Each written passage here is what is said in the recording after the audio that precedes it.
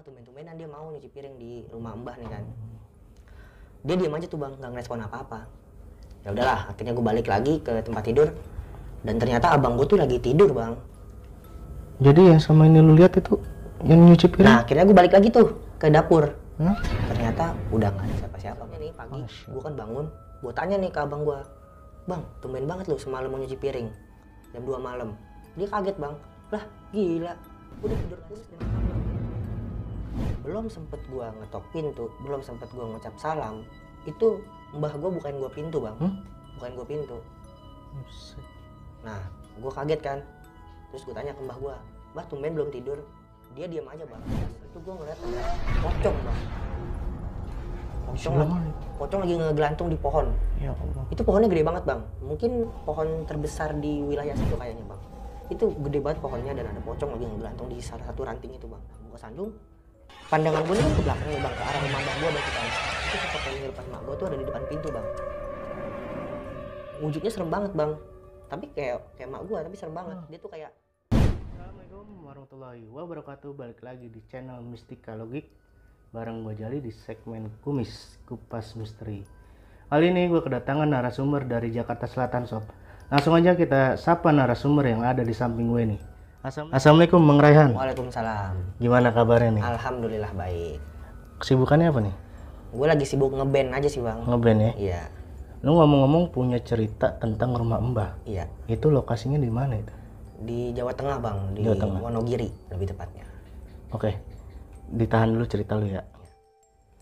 Oke sob, sebelumnya gue berterima kasih banget kepada kalian semua yang sudah mensupport channel gue dari awal hingga sekarang.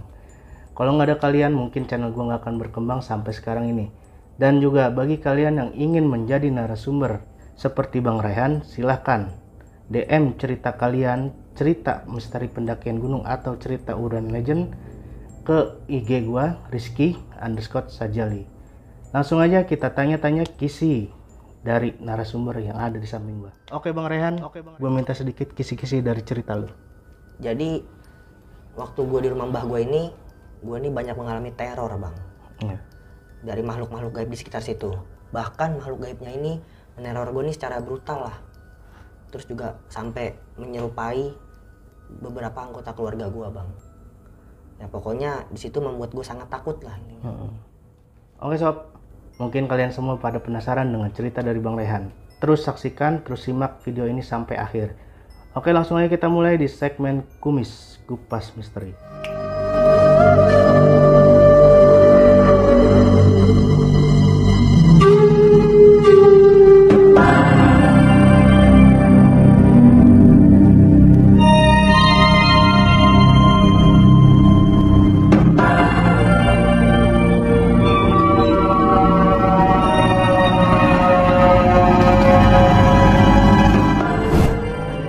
Masuk ke inti ceritanya. Sebelum kita masuk ke inti cerita, kita sapa-sapa lagi nih narasumber yang ada di samping gua. Bang, sapa-sapa lagi bang, biar nggak selek kita. Oke. Langsung aja, gua minta masuk ke inti cerita dari cerita lu ini. Kejadian ini pada tahun 2017 bang. Waktu itu gue masih SMP. Waktu itu kejadiannya pas Lebaran nih bang. Lebaran. Jadi paginya ini sholat Id gue di Jakarta. Nah setelah sholat Id ini ya seperti biasalah kita silaturahmi ke tetangga-tetangga, ke keluarga. Siangnya istirahat, sorenya baru berangkat ke kampung tuh abis asar. Waktu itu yang berangkat ke kampung gue berlima nih bang. Gue, mak gue, kakak gue, abang gue laki sama kakak gue yang cewek sama om gue nih. Gue naik mobil pribadi waktu itu. Berangkatlah gue abis asar, sampai di kampung itu besoknya nih bang abis zuhur. Nah setelah gue sampai di sana seperti biasa ada tuh ya kan silaturahmi dulu ke mbah gue, ke saudara-saudara gue di kampung. Di malam pertama itu nggak ada kejadian apa-apa bang. Di malam kedua juga nggak. Nah di malam ketiga ini bang, jadi waktu itu kejadiannya tuh jam 2 malam bang.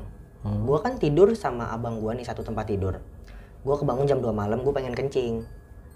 Pas gue ke kamar mandi, selesai dah tuh gue dari kamar mandi, gue ngeliat abang gue bang, yang tadi tidur di samping gue, dia lagi nyuci piring bang. Gue tanya dong ke dia, bang tumben banget lo mau nyuci piring, sedangkan di rumah aja nggak mau bang dia nyuci piring. Biasanya nggak pernah ya? Tumben-tumbenan dia mau nyuci piring di rumah mbah nih kan. Dia diam aja tuh bang, nggak ngerespon apa-apa. Ya udahlah, akhirnya gue balik lagi ke tempat tidur dan ternyata abang gue tuh lagi tidur bang. Jadi yang sama ini lu lihat itu yang nyuci piring? Nah akhirnya gue balik lagi tuh ke dapur. Hah? Ternyata udah nggak ada siapa-siapa bang. Dan di situ piringnya itu masih basah-basah kayak habis dicuci gitu loh bang. Wah di situ gue langsung takut banget tuh bang. Akhirnya gue balik lagi ke tempat tidur dan gue berusaha untuk tidur. Besoknya nih pagi gue kan bangun, gue tanya nih ke abang gue, bang tumben banget lu semalam mau nyuci piring jam 2 malam. Dia kaget bang, lah gila, gue udah tidur pulas dari jam 11 malam. Set. Katanya gitu bang. Wah ya udahlah, akhirnya gue lupain deh tuh kejadian itu kan. Terus malamnya nih sekitar abis isya, gue main nih ke rumah saudara gue. Gue jelasin dulu nih bang, model rumah-rumah di sekitar sana bang. Jadi ini kan tanah keluarga gue nih, luas. Jarak dari rumah mbah gue ke rumah saudara-saudara yang lain itu sekitar 60-80 meter bang. Lumayan jauh ya? Ya, dan dikelilingi sama perkebunan. Jadi banyak kebun tuh bang. Dan kalau malam itu gelap banget. Lampu itu cuma ada di beberapa titik doang bang. Jadi ya selama kita jalan melewati kebun itu nggak ada lampu. Nah terus ke situ pakai senter aja? Iya. Terus gue main ke rumah saudara gue pulang nih bang sekitar jam 10 malam. Seperti biasa deh tuh gue mesti melewati kebun-kebun dulu tuh. Pas gue nyampe rumah mbah gue nih, belum sempet gue ngetok pintu, belum sempet gue ngucap salam, itu mbah gue bukain gue pintu bang. Bukain gue pintu. Nah gue kaget kan. Terus gue tanya ke mbah gue, mbah tumben belum tidur? Dia diam aja bang pas gue tanya kayak gitu. Sedangkan mbah gue ini tipikal orang yang apa suka ngobrol bang. Dia suka bercanda-bercanda gitu. Tapi ini dia kayak lebih apa diem gitu bang. Ya udahlah akhirnya gue nggak memperdulikan. Akhirnya gue ke kamar mandi dan mbah gue nih masuk ke kamarnya. Gue cuci kaki tuh di kamar mandi. Nah pas gue lagi buang air kecil nih bang, gue dengar suara nyapu bang. Sekitar jam berapa tuh? Ya nggak lama dari gue pulang itu jam 10. Jam 10 malam? Iya. Masih sore ya? Iya bang. Gue dengar suara orang nyapu. Jadi suaranya tuh kayak bener-bener di samping kamar mandi gue tuh bang. Akhirnya karena nggak masuk logika kan bang, ada orang nyapu tengah malam, gue langsung buru-buru lari bang ke tempat tidur. Karena gue takut. Oke, jadi kejadian selanjutnya tuh di malam berikutnya nih bang. Nggak tahu dari malam kenapa gue lupa. Pokoknya antara hari ke-4 atau hari ke-5 gitu. Waktu itu sekitar jam 10 malam juga nih bang. Waktu itu om gue mau ke warung. Gue ikut tuh, karena gue pengen sekalian jajan juga. Om gue ini kan pengen beli kopi sama beli rokok kan, gue ikut lah. Nah jarak dari rumah mbah gue ke warung itu sekitar 200 meter bang. Dan itu gelap. Seperti yang tadi gue bilang, penerangan cuma ada di beberapa titik doang. Jalan lah tuh gue ke warung. Sampai di warung gue jajan. Nah pas gue pulang ke rumah mbah gue nih bang, kan pandangan gue ini kan selalu mengarah ke bawah nih bang, ke aspal. Nah tiba-tiba om gue nih berhenti bang. Seret, berhentinya ngagetin gitu bang. Nah belum sempet nih gue mau nanya ke om gue ada apaan. Pandangan gue naik ke atas, itu gue ngeliat ada pocong bang. Pocong lagi ngegelantung di pohon. Ya Allah. Itu pohonnya gede banget bang. Mungkin pohon terbesar di wilayah situ kayaknya bang. Itu gede banget pohonnya dan ada pocong lagi ngegelantung di salah satu ranting itu bang. Jadi pocongnya itu kayak udah dikubur lama bang. Jadi bercak-bercak tanah tuh banyak banget dan bercak darah juga banyak bang. Bahkan di bagian punggungnya sini gue lihat, karena kan dia ngebelakangin gue posisinya. Jadi mukanya nggak ngadep ke gue, dia ngadep ke depan sana kan. Itu ada kayak gumpalan darah gitu bang yang masih seger ya? Masih luber gitu. Langsung tuh om gue buru-buru jalan. Gue juga buru-buru jalan kan. Sampai di rumah om gue ngejelasin. Dia bilang gini, kamu jangan kaget ya kalau ngeliat gitu-gituan di sini. Di sini tuh udah biasa kayak gitu. Oh ya om, nggak apa-apa. Gue memaklumi lah hal itu.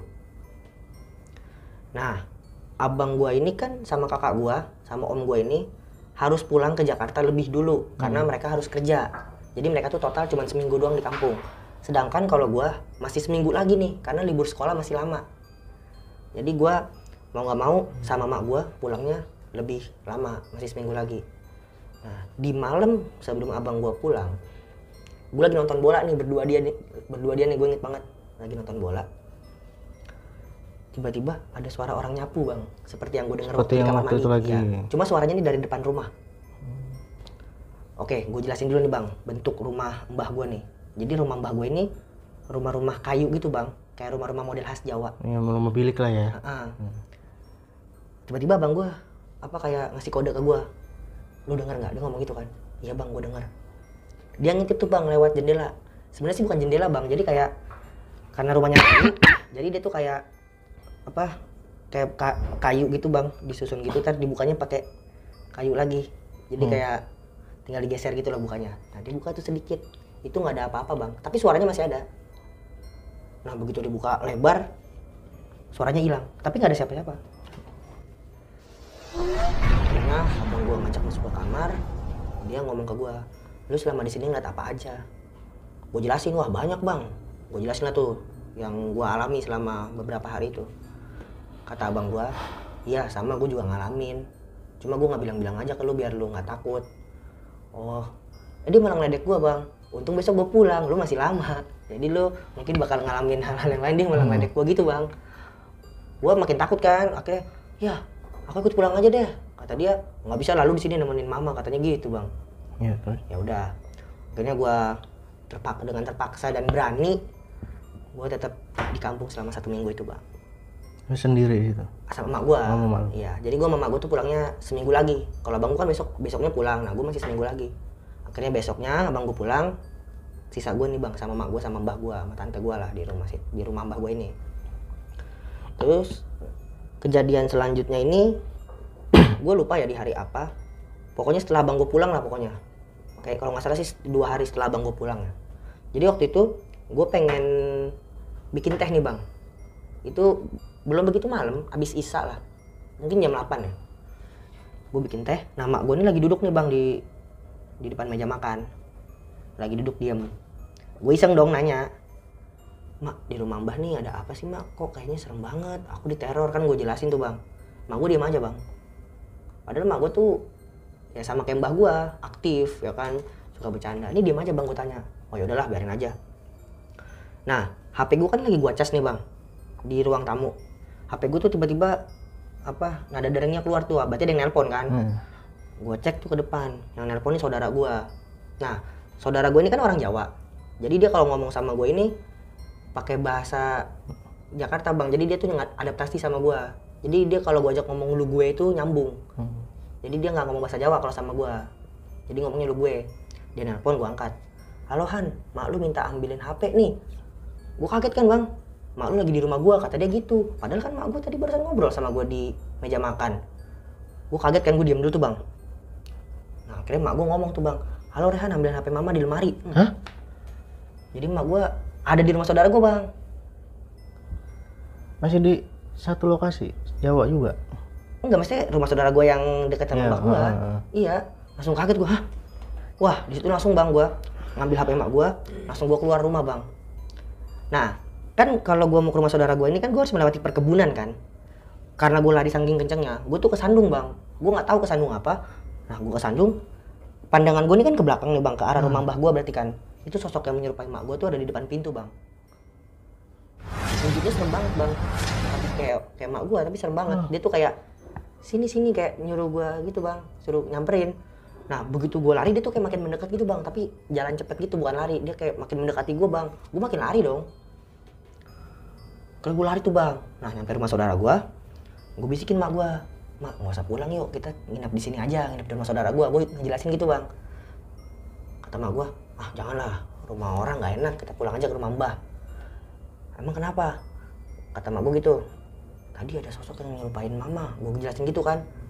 Ah enggak, bukan apa-apa itu. Nah saudara gue nih nguping nih bang, emang lu digodain apaan Han? Tadi ada sosok yang nyerupain mak gue. Saudara gue nih ngejelasin, iya Han, gue juga pernah. Jadi waktu saudara gue nih dari rumah mbah gue, dia pulang, belum begitu malam bang, jam 10 apa kalau nggak salah. Pas dia melewati perkebunan itu, dia dengar suara orang nyapu bang katanya. Suaranya tuh deket banget, cuma dia nggak ngeliat itu sosok yang nyapu itu siapa, dia nggak ngeliat, dia cuma dengar doang. Nggak digubris lah ya? Akhirnya, oh berarti serem juga ya, gue bilang gitu kan. Udah tuh akhirnya dengan terpaksa, karena udah malam, gue sama mak gue tuh pulang ke rumah mbah gue bang. Pas gue sampai depan rumah mbah gue, gak sengaja gue nengok ke belakang bang. Kalau gue nengok ke belakang itu pandangan gue yang paling ujung itu menghadap ke rumah saudara gue yang paling pojok. Jadi ada lagi tuh rumah saudara gue yang paling pojok tuh bang, kayak pojok banget lah. Di situ gue ngelihat ada nenek-nenek bang, bungkuk masuk ke dalam rumah bang. Jadi nenek-nenek bungkuk masuk rumah. Gue tanya ke mak gue, mak itu nenek-nenek yang tinggal di pojok itu siapa sih? Lah di situ mah gak ada orangnya, kata mak gue gitu. Jadi di rumah yang pojok itu gak ada orang bang. Wah gue makin kacau kan pikiran gue, siapa dong buat yang gue lihat? Wah di situ gue makin gimana ya bang, makin suges lah. Makin gak karuan karena selama gue di kampung ini gue diteror mulu bang. Udah tuh akhirnya kejadian selanjutnya ini di malam sebelum gue pulang. Berarti itu gue udah seminggu tuh di kampung setelah abang gue pulang nih bang. Jadi di malam sebelum gue pulang ini sialnya nih bang, gue bangun jam 2 malam bang. Padahal gue udah berdoa nih biar gue nggak bangun jam 2 malam nih, biar nggak digangguin lagi. Ternyata gue bangun bang jam 2 malam. Kebelet kencing lagi gue bang, jadi di situ. Akhirnya gue dengan terpaksa gue ke kamar mandi. Nah pas di kamar mandi ini gue denger lagi bang suara orang nyapu. Karena gue penasaran dan besok gue udah pulang, jadi gue harus tahu ini siapa sosok ini kan. Akhirnya gue manjat ke penampungan air bang. Jadi gue manjat ke penampungan air, gue ngintip tuh bang. Gue jelasin dulu nih bang kamar mandi rumah mbah gue nih. Jadi kan rumah mbah gue ini kan persegi nih, persegi. Nah kamar mandi ini awalnya tuh nggak ada bang. Jadi di struktur rumah itu kamar mandi ini nggak ada. Jadi kamar mandi ini baru dibangun itu sekitar 9 tahun yang lalu bang.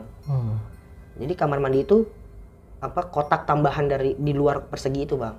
Dan atasnya itu bang bolong bang, bolong sekitar 60 cm lah. Jadi kalau pala orang itu 60 apa 30 cm gitu bang. Jadi kalau pala orang ngintip itu masih bisa bang. Dan kalau misalkan malam kan berarti gelap kan. Gue manjat, gue ngintip, itu ada sosok nenek-nenek bungkuk lagi nyapu bang. Gue liatin beberapa detik, dia nggak nengok ke gue tuh bang. Ini jelas itu ngeliat lo? Ngeliat jelas banget, itu ada mungkin ada 2 meter kali di depan gue bang. Tapi akhirnya dia nengok ke gue bang. Dia nengok dan mukanya tuh hancur banget. Ya Allah. Wah di situ gue langsung lari bang. Akhirnya kencing tuh nggak gue siram, langsung lari gue buru-buru tidur. Nah pas gue pengen tidur nih bang, ada yang ngetok dari pintu rumah nih bang, ada yang ngetok. Pertama pelan, tok tok tok. Gue udah tahu nih pasti bukan orang, karena ngapain juga orang tengah malam ngetok-ngetok kan. Gue diemin. Kedua makin kenceng bang, tok tok tok, makin kenceng. Gue diemin, biarin gue diemin. Ketiga dia ngedobrak bang, duk duk duk duk. Wah gue makin kacau kan pikirannya. Akhirnya dia ngomong bang, mungkin dia ngomong tuh sekitar 10 kalimat bang, bahasa Jawa semua, dan gue nggak ngerti artinya satupun bang. Dia ngomong bahasa Jawa 10 kalimat dengan nada yang marah. Gue tutup kuping karena gue nggak mau denger. Akhirnya tuh suaranya hilang. Nah kan di tempat tidur itu kan tinggal gue sendiri kan, karena abang gue udah pulang. Berarti kan temboknya ini kan kayu. Gue kan mojok gitu ke kayu. Itu tiba-tiba dari samping itu bang, dari tembok samping yang kayu itu, ada yang mukul bang, kenceng banget, duar, kayak dipukul gitu bang.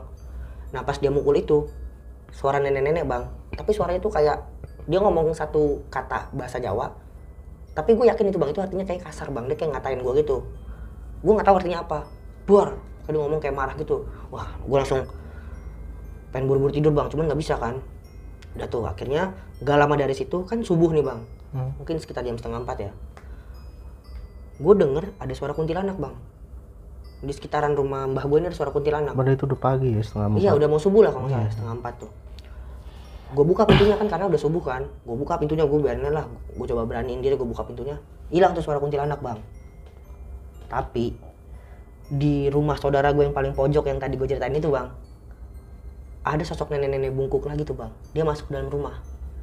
Cuma sebelum dia masuk dalam rumah, dia berhenti. Dia nengok mukanya ke arah gua bang.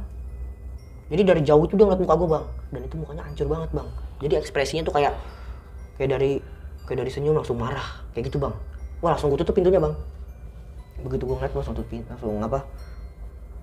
tutup pintunya, langsung gua tidur. Dan di situ alhamdulillah gua bisa tidur bang.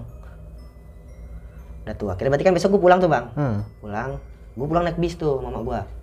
Nah di bis mak gua baru cerita nih bang. Jadi sebenarnya tuh nenek-nenek itu tuh hantu lokal situ bang. Nunggu udah lama di sini. Jadi dia tuh emang nggak suka sama orang asing. Kalau kata mak gue gitu, dia emang nggak suka sama orang asing. Makanya kenapa saudara gue itu nggak bisa ngelihat nenek-nenek itu, karena saudara gue orang situ. Kalau gue orang asing bisa ngelihat, karena dia nggak suka. Jadi dia tuh suka ngegangguin orang-orang asing, bang. Gitu menurut cerita dari mak gue. Jadi cukup sian lah cerita gue selama di rumah mbak gue ini, bang. Tapi selama lu udah mulai tinggal di situ, Iya. gangguannya itu bener-bener berturut-turut ya? Enggak sih, bang. Jadi Selang-seling. mungkin dijarakin beberapa hari bang. Jadi nggak misalkan sekarang kena besok nggak kena, nggak gitu bang. Jadi bisa sekitar 2 hari atau 3 hari ke depan gitu. Tapi lu sempat nggak lu nanya ke mbah lu nih? Mm-mm. Itu sosok tersebut itu pastilah ada lah iniannya kan? Iya. Meninggal atau kenapa gitu? Gue nggak pernah nanya itu bang rumah. sama mbah gue. Oh lu nggak nanya? Gue nggak pernah nanya.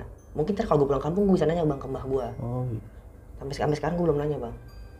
Itu lokasi di Jawa? Di Jawa Tengah, Wonogiri. Wonogiri? Iya. Dan rumah mbah gue ini itu tuh di ujung bang. Jadi udah di perbatasan desa.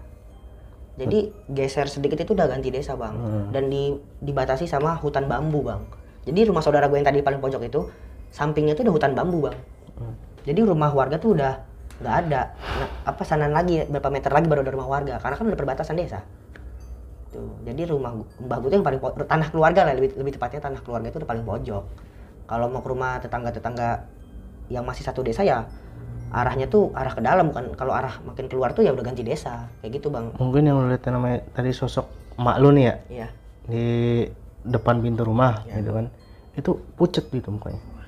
Normal sih bang. Normal. Karena kan kalau katanya ya kalau orang ngelihat sosok yang menyerupai itu kan biasanya kan pucet. Ini enggak bang, normal, wujudnya tuh normal biasa, nggak pucet nggak apa, cuman ya mak gue lagi di rumah saudara gue, terus yang di rumah mbah gue ini siapa, kan gitu yang Ya, biasanya sih yang kita lihat tuh pucet gitu. Iya biasanya kan pucet, cuman ini nggak bang, wujudnya ini normal. Tatapannya kosong misalnya gitu. Iya, dan beda lah sifatnya. Kan mak gue kan biasanya kan aktif, suka ngobrol. Ini enggak, diem, gue tanya aja diem bang, nggak jawab apa-apaan waktu kejadian itu. Buset, itu rumah mbah lu bener-bener gokil. Secara lokasinya. Sebenarnya sih bukan di rumahnya bang ya, lebih tepatnya tuh di perkebunannya bang sebenarnya kalau menurut gua. Karena kan gila. hantu setan-setan itu kan adanya di luaran. Tapi lu datang ke situ sempet sompral apa enggak tuh? Enggak bang. Biasanya kan kalau gitu sebenarnya tuh gua tuh setiap tahun pulang kampung bang. Cuma baru kali itu aja. Baru kali itu lu ditampakin lah ya? Iya. Gila. Kemarin tahun 2016, 2015 itu nggak pernah digodain. Pas tahun 2017 itu doang gue digangguin bang. Gila, kalau gue jadi lu mah itu udah gue minta pulang buru-buru tuh. Iya, cuman kan orang-orang pada nggak percaya bang sama cerita gue. Gitu. Tapi akhirnya abang gue sama gue tuh percaya. Ya, tapi selama gue